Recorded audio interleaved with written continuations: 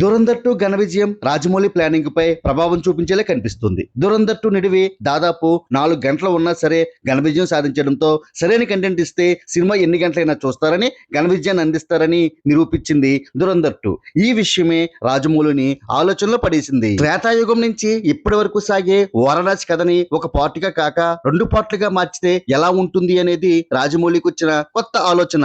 ఇదివరకే వారణాసి ఒకే సినిమాగా రాబోతుందని కన్ఫర్మ్ చేశాడు రాజమౌళి. కానీ ఎంతో స్పాన్ ఉన్న వారణాసి కథని 3 గంటల సినిమాగా కుదించి కాంప్రమైజ్ అయ్యే కంటే ఎక్కువ నిడివితో 2 భాగాలుగా రిలీజ్ చేయాలనేది రాజమౌళి కొత్త ఐడియా. ఇలా చేస్తే భారీ బడ్జెట్ తెరకెక్కుతున్న ఈ సినిమాకి బిజినెస్ పరంగా కూడా చాలా ప్లస్ అవుతుంది. అంతేకాక దురంధర్ లానే ఎక్కువ టైం తీసుకోకుండా రెండవ పార్ట్ ని 6 నెలల వ్యవధిలోనే రిలీజ్ చేయాలని ప్లాన్ చేస్తున్నాడట రాజమౌళి. ఇది నిజంగా మహేష్ అభిమానులకు శుభవార్తే. బాహుబలి 2 రికార్డ్స్ తో పాటు పలు రికార్డ్స్ ని బద్దలు కొడుతున్న దురంధర్ 2 రికార్డ్స్ ని వారణాసి బద్దలు కొడుతుందో లేదో కామెంట్ చేయండి. Like, share and subscribe cine master.